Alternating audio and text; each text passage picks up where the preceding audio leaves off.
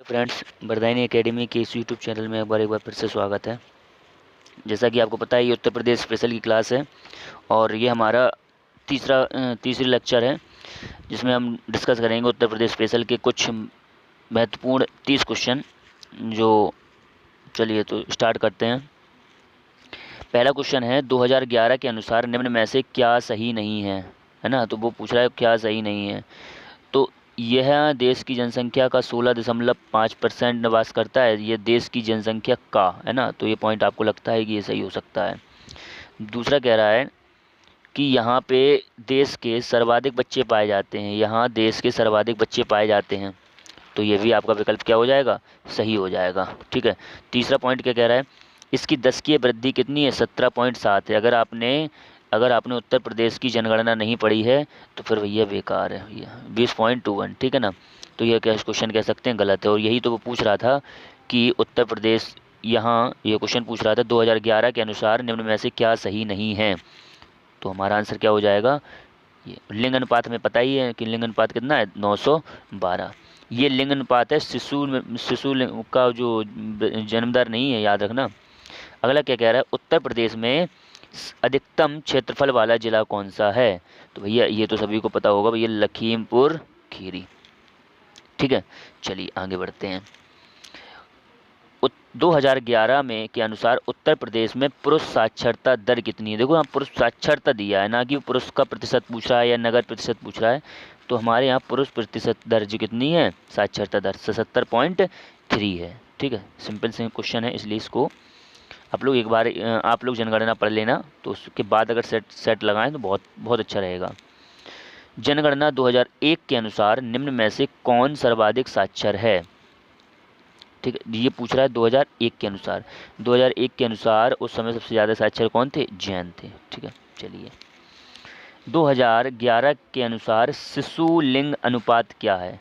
हमने अभी वो क्या था, आपको पता होगा, वो लिंग अनुपात था पुरुष और स्त्रियों का। ये शिशु लिंग अनुपात है, तो आंसर क्या हो जाएगा, 902। जबकि नॉर्मल जो लिंग अनुपात है वो 912 है। चलिए आगे बढ़ते हैं। 2011 के अनुसार राज्य में महिला आबादी की कुल आबादी का लगभग कितना है, 48% है। 2011 के अनुसार राज्य में महिला आबादी कुल आबादी का लगभग कितना है, 48% है। उत्तर प्रदेश में लिंग अनुपात का विभेद सर्वाधिक रूप से घटा है। ठीक है, कब घटा है, तो आंसर हो जाएगा 1991 से 2001 में सबसे ज़्यादा घटा है। ठीक है, चलिए वही क्वेश्चन फिर रिपीट हो गया कि उत्तर प्रदेश में जनसंख्या दशकीय वृद्धि दर अधिकतम थी।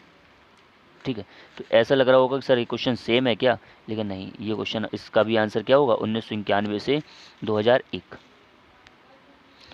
अगला क्वेश्चन है, देश में, अच्छा ये दो क्वेश्चन थे, वही मुझे लग रहा था ना, दो क्वेश्चन रिपीट हैं इसमें, ऐसे लग रहे हैं। तो इसका भी क्वेश्चन क्या पूछा है, जनसंख्या सर्वाधिक दशकीय वृद्धि दर देखी गई। तो 1991 से 2001 में सबसे ज़्यादा दशकीय वृद्धि दर देखी गई। अब ये लग रहा होगा सर हमें दशकीय वृद्धि दर ही पता नहीं है, तो 10 सालों में कितनी वृद्धि दर हुई है और सबसे ज़्यादा किस समय हुई है वो बताया जा रहा है। अभी कितनी हुई है, 20 पॉइंट कुछ है। तो ये कब की है, 1991 से 2001 की। तो आप लोग ने अगर ये क्लास नहीं ली है तो आप लोग, ज़रूरी नहीं कि आप, और चैनल नहीं, आप यूट्यूब चैनल के माध्यम से पहले आप किसी भी तरह से आप उत्तर प्रदेश की जनगणना वाला टॉपिक पूरे अच्छे से पढ़ लें, उसके बाद ही आप एमसीक्यू लगाया करें। समझ रहे हैं ना। मैं कभी नहीं कहूँगा कि आप हमारी वीडियोस पूरा देखें, क्योंकि जो आप तैयारी कर चुके हैं वो लोग अगर ये सेट लगाएं तो उनके लिए ये बहुत बेनिफिशियल होगा। ठीक है ना। जिन्होंने अभी तैयारी बिल्कुल जीरो से कर रहे हैं वो पहले ज़रूर पढ़ें, उसके बाद ही सीट लगाएं। समझ रहे हैं ना। ठीक है, तो आगे बढ़ते हैं। 2011 के अनुसार उत्तर प्रदेश में एसटी की सर्वाधिक सांद्रता थी।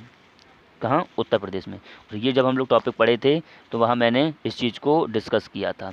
तो वो क्या था, सोनभद्र। सबसे ज़्यादा जो उत्तर प्रदेश में एसटी कहाँ निवास करती हैं, सोनभद्र में करती हैं। आगे क्वेश्चन क्या कह रहा है, 2011 के अनुसार केवल निगम क्षेत्र में 10 लाख से अधिक जनसंख्या वाले नगरों का सही क्रम। भैया मैंने वहाँ पे पीछे लिखवाया हुआ था, तो आप एक बार उसको देख लेंगे। ठीक है, तो सबसे ज़्यादा लखनऊ, फिर कानपुर, फिर गाज़ियाबाद, फिर आगरा। ठीक है, तो ये बार बार रिपीट होता है, इसलिए इसको ऐसे कर लो LKGA, LKGA, ये बार बार रिपीट होता है क्योंकि और कोई विकल्प नहीं डालते हैं, वो यही डालते हैं कानपुर, लखनऊ, गाजियाबाद, आगरा। तो LKGA कर लो शॉर्ट में और 2-3 बार पढ़ लेना, दिमाग में आ जाएगा कि आगरा लास्ट में होता है, लखनऊ पहले है। आगे बढ़ते हैं। पूछ रहा है कि 2011 के अनुसार मुस्लिम आबादी वाला ज़िला कितना कौन सा है। तो इसमें रामपुर नहीं दे रहे हैं, इसलिए उससे सटा हुआ दे रहे हैं क्या, मेरठ। ठीक है, तो आंसर क्या हो जाएगा, मेरठ, मुस्लिम आबादी वाला। 2011 के अनुसार नगरीय आबादी वाला जनपद कौन सा है, नगरीय आबादी वाला, तो नगरीय आबादी वाला तो सभी जानते हैं भैया, सिंपल सा है, गाजियाबाद। क्लियर। आगे बढ़ते हैं। 2011 के अनुसार जनसंख्या में किस धार्मिक, 2011 पूछ रहा है यहाँ पे, वो 2001 का था। जनसंख्या में किस धार्मिक समुदाय का उत्तर प्रदेश में तीसरा स्थान है। पहले पे हिंदू, दूसरे पे है मुस्लिम, तीसरे पे है सिख और चौथे पे है बौद्ध। तो यहाँ पे तीसरा क्रम पूछ रहा है, तो तीसरे पे क्या हो जाएगा, सिख। तो इसका आंसर हो जाएगा सिख। 2011 के अनुसार उच्चतम साक्षरता है, 2011 के अनुसार उच्चतम साक्षरता है। ठीक है, उच्चतम साक्षरता पूछ रहा है यहाँ पे, तो उच्चतम साक्षरता कहाँ है, कानपुर नगर में है। नहीं सर, उच्चतम साक्षरता तो मैंने गाजियाबाद पढ़ा है ना। तो यहाँ पे जो क्वेश्चन है उस चीज़ के हिसाब से आप लगाएंगे।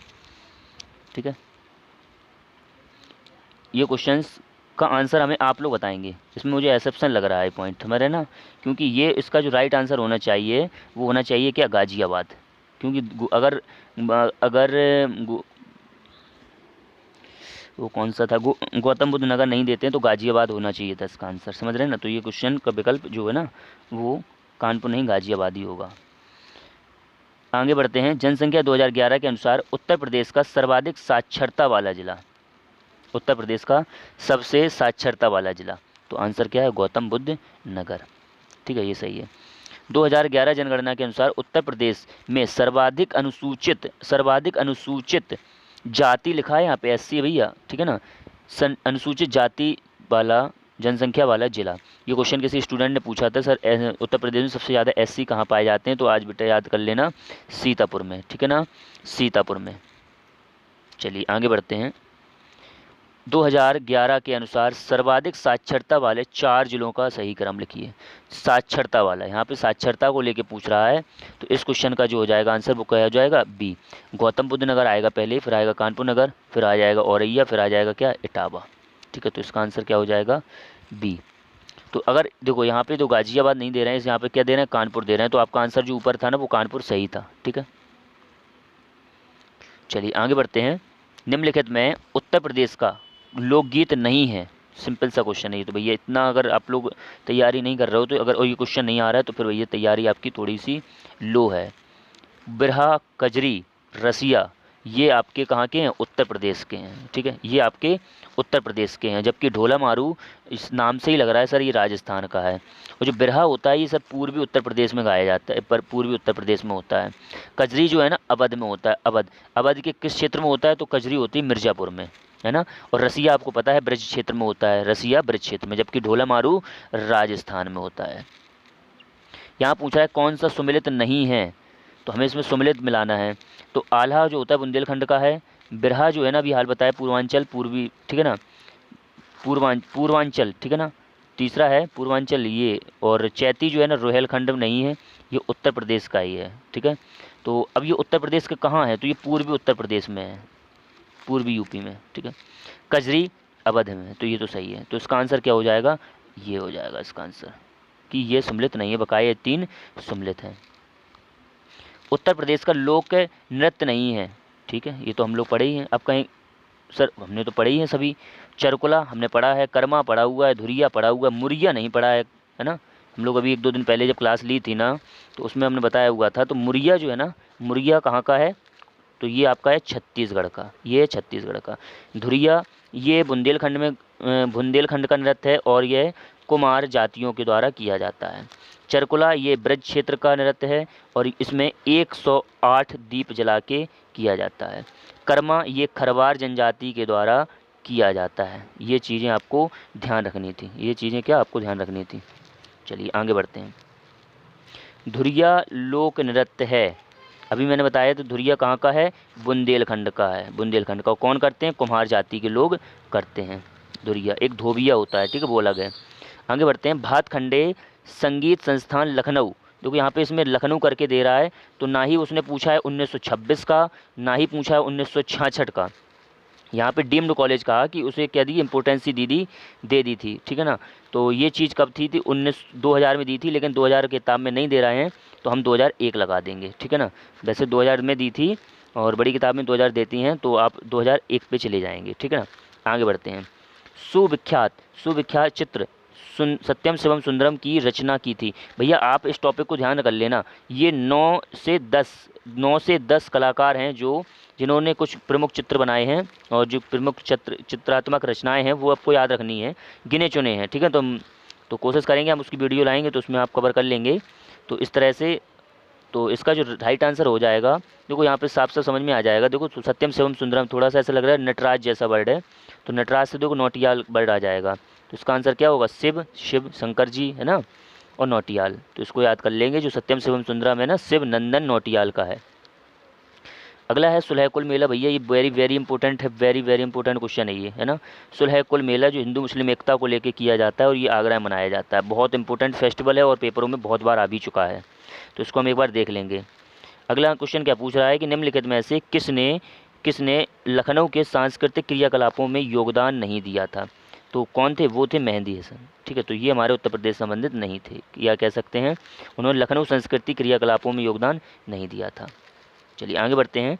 चित्रकला की मुगल शैली का आरंभ किया गया, तो यहाँ पे तो थोड़ा सा एक्सेप्शन है कि हम लोग समझेंगे कि चित्रकला में मुगल के शैली का जब भी क्वेश्चन आता है तो हम लोग जहांगीर लगा देते हैं, लेकिन नहीं, मुगल काल में जो कला शैली जब सबसे ज़्यादा चरम पर थी, तो उस समय जहांगीर थे। लेकिन वो पूछ रहा है आरंभ कब हुआ था, तो भैया वो हुमायूं के समय से हुआ था, हुमायूं के समय से हुआ था। तो इसका आंसर क्या हो जाएगा, हुमायूं। इसका आंसर हो जाएगा क्या, हुमायूं। बेगम समरू बहुत इंपॉर्टेंट महिला भी है, ये बहुत बार पूछी जाती है। बेगम समरू ने एक अति प्रसिद्ध चर्च का निर्माण कराया था, वो कहाँ कराया था, सरधना में। सरधना कहाँ भैया, मेरठ के निकट है सरधना, बहुत इंपॉर्टेंट भैया बेगम समरू ने, ठीक है ना। तो इस चीज़ को एक बार देख लेंगे, सरधना में, ठीक है। अगला क्वेश्चन है 89 में, पूछ रहा है कौन सा सुमिलित नहीं है, मतलब कौन सा सही नहीं है। चलिए, कबीर पंथियों का पवित्र तीर्थ स्थल कहाँ है भैया, मगर में। भाई ये सबको पता होना चाहिए, मगर में। बुद्ध का निर्माण कहाँ हुआ था, कुशीनगर में हुआ था। सूफी संत हाजी वारिस अली साहब की मजार कहाँ है, देवा शरीफ में है। 88,000 ऋषियों की तपभूमि कहाँ है, संकिसा में नहीं है, है ना। ये कहाँ पे है, नैमिषारण्य में है, जो लखनऊ से 80 किलोमीटर दूर है। तो इसका आंसर क्या हो जाएगा, ये हो जाएगा। चलिए, ये तो सबसे सरल क्वेश्चन है कि भैया बताइए कालिंजर का किला कहाँ है, तो भैया बांदा में है। अगर ये क्वेश्चन भी नहीं पता तो फिर भैया आपकी तैयारी थोड़ी सी लो है। चलिए, आशा करते हैं, और हमारी ये वीडियो कंप्लीट हुई, और आशा करते हैं कि ये वीडियो आपको पसंद आई होगी। तो प्लीज़ आप वीडियो देखने के बाद, हमने बताया कि आपको एक बार लाइक और सब्सक्राइब इसको ज़रूर करना है, जिससे कि मुझे थोड़ा सा मोटिवेशन मिले और मैं वीडियो को लगातार बनाता रहूँ, ठीक है। तो धन्यवाद, कल मिलते हैं हम लोग फिर से नई वीडियो के साथ।